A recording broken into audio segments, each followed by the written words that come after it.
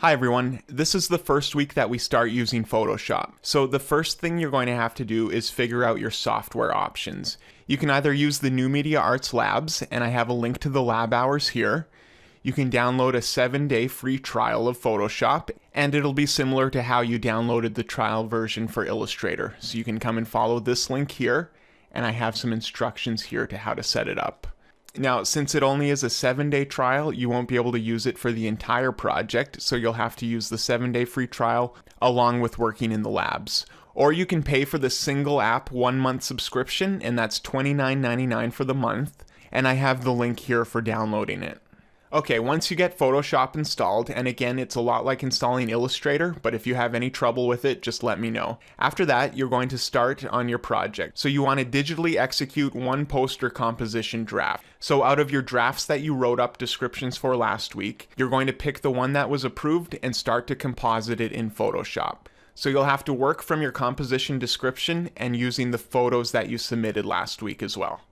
Okay, to get started, I have the movie poster template right here. So you want to right click on it and save link as, or on a Mac, save linked file, I believe it'll say. So I'm just going to save that, and I have it going to my Art112 save folder, and I'll just hit save. Okay, once it downloads, we'll just go to the save folder, and I have it right here. Just like with the Illustrator one, I'm going to change the name. And to open it up, you can just double click it to open in Photoshop. Since it can be a little daunting just getting started with this project and figuring out where exactly to start, I'll walk you through with how I would get started with it. Okay, when you first open the project up, you're going to have the background layer here and this credits folder right here. You can turn that off and on. And if you open up the credits folder, you have some different options just for different color credits. And you can also go into each one, and you can change things like your movie URL or the rating. You can do it all in here. And I'll walk you through that in probably next week's homework video. I'm just going to turn that off for now. And the first thing we want to do is start bringing our photos into Photoshop. And there are a couple different ways we can do that. We can go to File, Open, and I have my photos saved here. And we can just click on whichever one we want to open. And that will open it in a separate composition. We can also drag and drop photos from that folder. If we just click and drag it, if we drag it right here, it's going to drop it right into our poster composition, but I like to open it in its own separate one. So if you just hold it at the top here and let go, it'll open in its own separate composition. And you can do that with multiple photos as well. If I just drag and drop them all in. Okay, so now I have the photos that I want to start working with my poster here in Photoshop. Now you can take them right away and drag them into your project here and start masking them in there, or you can mask them in their own composition here, which I find easier. Okay, before I start masking, I'm going to convert this to a smart object because I'm going to want to change the size of it, and if I scale it down and then scale it back up, I'm going to lose that quality. And if I mask it as a rasterized object and then convert it to a smart object, it's going to apply that mask permanently, and I might want to adjust that later. So I want to convert this to a smart object first. So I think what I'll try first to mask it is the quick selection tool and see if I can select some of the sky here. I'm going to make it a little bigger using my bracket key, and then I'll just click through the sky here. And it is going a little too far. It's going over the tree here, but I can come back and try to get that back into my selection. So I'm just going to click through here. And I did lose the tops on some of these, so what I'm going to do is make this a little smaller. I'm going to hold Alt to get that minus sign, and now I can add back into my selection. And I think we'll have to use this with a combination of the Magic Wand tool to just get some of the final bits of blue out. But I'm going to try to get a big chunk of the mask out first with the quick selection. Okay, so I went a little too far here, so with the plus, I can just get some of that back out. Okay, now that I have it selected, and it's really rough, but I want to get an idea of what it's going to look like. So with my layer selected, I can hit the mask icon here, and that's going to create a mask. And you can see that we have a lot of pieces that still need to go into the selection, but we can adjust that later. Okay, so we also have to invert this. What I'm going to do is make sure I have my mask selected, and I'm going to hit invert here. If your properties panel isn't open with your mask options, go up to Window, properties, and that's going to open this panel here. Sometimes it's going to be covered up like that and you won't be able to see the invert button at the bottom. You just have to extend that and then you can hit invert. Okay, so there's a lot of blue in here, but I think with the magic wand tool, we might be able to get some of that out because that's going to select a single color. So I just want to click on some of that blue, and it did select a lot more of it. So I think what I'm going to do to paint that out is use a brush. So I'll select my brush and my black paint. And anything I paint now is going to paint out, but it's only painting out what's in the selection. So since these trees aren't selected, I can't paint out any of that, just what's inside. So I'll just go over the blue here and paint it out. That's actually working really nicely. So with the magic wand, you can see it selected a bit outside of the trees, and I think that's selecting what I was missing in my original selection. So I'm going to invert this one by going to select, inverse, and that's going to inverse my selection. So now the trees are in the selection, so I can paint those out if I wanted to. I'll just undo that, and I'm going to switch my color to white and paint back in those trees from the selection.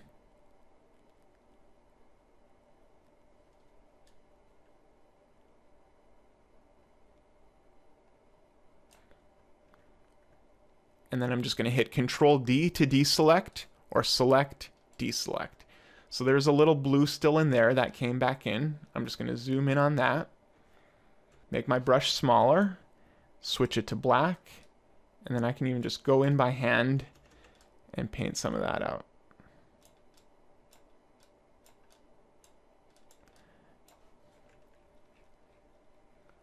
To see how clean your mask is, I like to make a solid color layer underneath it, and that just lets you see the edges really nicely. So I'll make a new layer.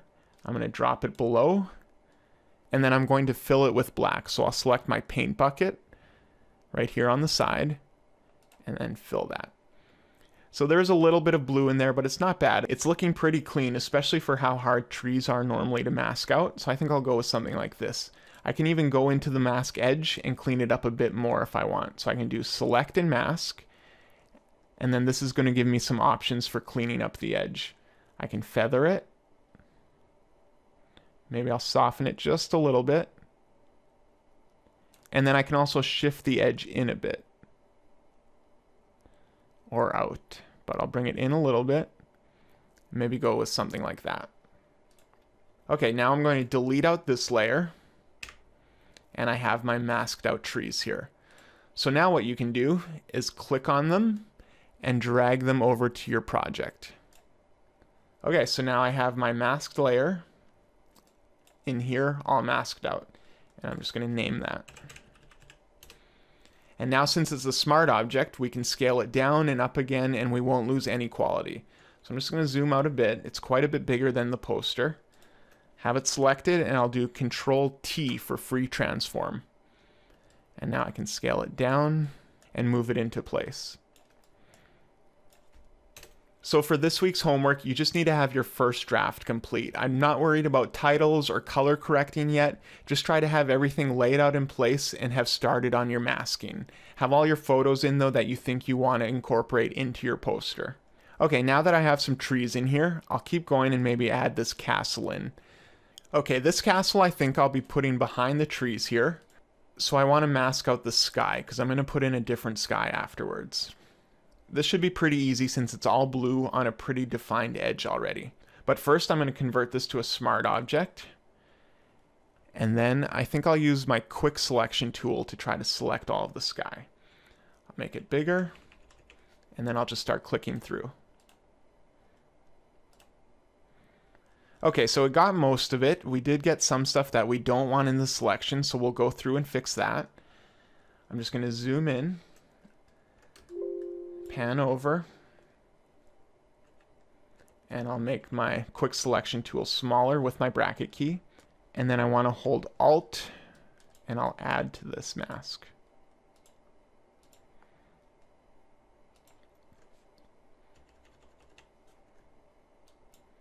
And you just want to go over everything and make sure your mask is nice and clean. So this guy wasn't added into it, so I can just add him back in. Same with up here. And this piece here, we can just draw over.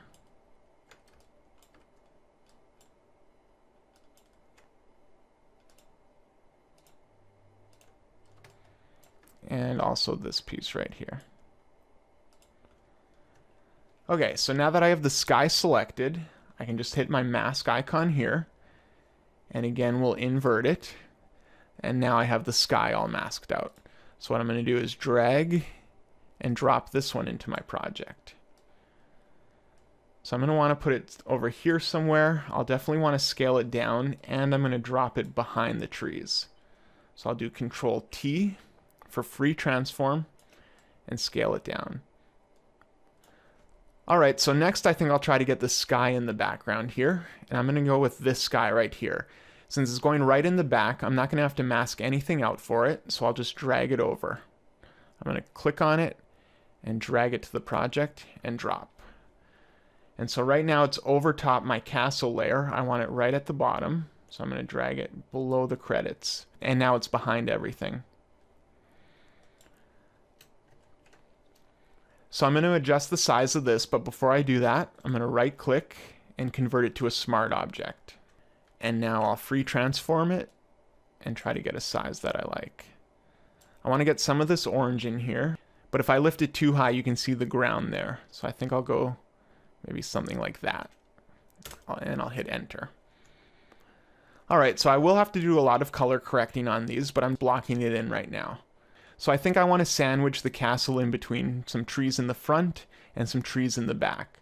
So I have this picture here, which again should be really easy to mask out since it's so much blue on the white. I'm going to try use my magic wand tool for that. So I'm going to double click on that to turn it into a regular layer, and I'll convert it to a smart object. Once you get all the sizes where you think you want them, then you're going to want to rasterize them again from a smart object, because a lot of the effects aren't going to work on smart objects. So just do the smart object until you get the size and placing you want, and then you can convert it back. Okay, so I'm going to use my magic wand tool, and I'll just click, and it actually looks like it did a pretty good selection of all the blue. So I'll mask it. And yeah, it looks like it cut out the tree perfectly, actually. We'll just invert that. Okay, to see how clean the mask is, I'm just going to make a new layer, drop it below, use my paint bucket, and put it on black. It's actually a really nice clean mask, so you can see how much easier it is when there's a nice contrast between the objects you're masking out. Okay, we might be able to soften it a little bit though, so I'm going to select my mask. I'll do select and mask, and then maybe just feather it a little bit. I'll just bring the edge in here. I'm going to hit OK on that. That's looking nice. There's a little bit of blue here I can get out, and I'll do that just with a brush. Make it bigger. Again, black is going to cut it out. I'll undo that, and I'll just kind of roughly mask that out. Something like that. Okay, I'm going to delete out this layer. I'm going to name this tree, and I'll drag this to my composition. So it did drop it behind where I want it. I'm just going to put it above the credits. Actually, the credits are going to have to go above everything at the end. Okay, so now I have the tree here, kind of like how it's filling up all this empty space here. I don't like this part of the picture, which was from the castle one, so I think I'm going to mask that out. So what I'm going to do is select my mask layer, and if you want to isolate it so you can only view one layer at a time, if you hold Alt, when you click the icon here, it's going to hide everything except for that layer, so you can see it just on its own. So I want to get rid of this piece here, and I think I'll do that with maybe my magnetic lasso tool and see if that works for it. I'll zoom in, and so I'm just going to click, let go, and then just drag along the edge, and it's automatically snapping to the edge of the castle where it sees the difference in the pixels. So you can just drag along the bottom. And then I'm not going to worry too much about these trees here. I'll do a quick one around that, bring it up around here. And then when you see that little circle, it means you've completed it. And then I'll click. And now I've got that all selected. Now I'm just going to paint this out with a black brush. Make sure that you have the mask selected. Go to my brush, and I'll just paint that out. And I'll hit Control D to deselect it. Alright, so now I got rid of that piece that I didn't want. And if I hold Alt and click on the icon here, it's going to bring everything back in. That's looking cool. The castle's nice and nestled in here. I think these trees are a little too big, so I'm going to select it. It's still a smart object, so I can make it bigger or smaller, all I want. I'm going to zoom out so I can see the whole thing here, and I'll just scale it down a bit. Maybe something like that. Alright, so now I have the castle nestled in nicely in between these trees. I've got my new sky in there. I think I'll put my title in here somewhere, but I won't do that until next week. And then I can also grab my credits and just drag them to the top of everything. So now I have my movie credits here. I also have this guy here that I'm not sure what I'm going to do with. I might have him floating in the sky here, or I might not use him at all. But I'm just going to mask him out and get him in there and just see if something works. This one's going to be easy to mask because we have the light color here of the marble against the nice solid background. Okay, first thing I'm going to do is double click it, make it a regular layer. I'm going to convert it to a smart object. And now I'll use my quick selection tool and just select the statue here. And yeah, it's selecting it really easily against this background. Okay, now that I have that selected, I'll make a mask of it. And since I selected the inside of the sculpture here and not around, that's why I don't have to invert it. It just depends on where you start your mask. Okay, so now that I have him masked out, I'm just going to drag it over to my composition and try to figure out where this guy would work. I think I'll drop him below the castle. And I think I might turn that tree off for now. I'm going to flip him so he's facing the other way. And to do that, I can go to Edit, Transform, Flip Horizontally. And now I'm going to just resize him a bit. I'll do Control T, scale him down.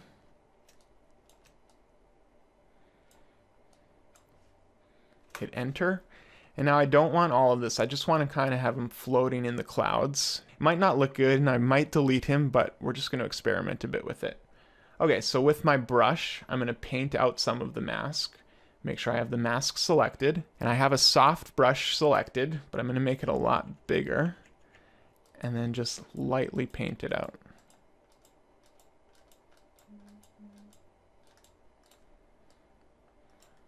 Alright, I'm not sure if I'm going to keep that, but I will for now. Maybe I can get a cool blend into the background. We can go up to our blend modes here. Maybe try an overlay. Just have him blended into the background there. I can scale him up a bit more, and since he's a smart object, I'm not going to lose any of that quality. And I'm just going to turn my tree back on. Maybe do a little arranging here. Maybe my tree needs to go on this side, and he might need to go over here.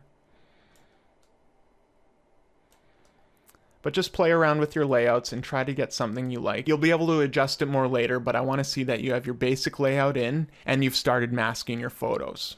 So again, as far as progress for this week, this is only a draft and it's your first week with Photoshop, so I'm not expecting huge things. Try to get your basic layout done and also have some masking done on your photos.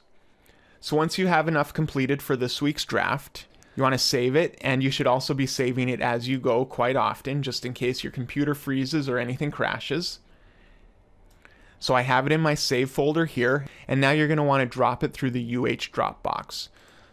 Okay, so back in Laulima at the bottom of the homework section, I have the link to the UH file drop. Since the Photoshop file might be too big to submit through the assignment section, you can just do it through here. So you want to click on that, and you can log in from here. You'll log in with your UH name and password. This is where your email is going to be. You'll put mine in here. And don't put in the @hawaii.edu, just my username. And then after that, you'll hit proceed. Then you'll want to choose your file. And then you just want to find it in here. I have my Byron Hill Project 2 here. I'll hit open. It's going to attach it here. There's a confirmation up here that it'll be sending it to me. And then you can just hit start upload. Since they're big files, they'll take a little while to upload. Mine took about 3 minutes. It'll send me a confirmation email, and then it'll give you the link right here.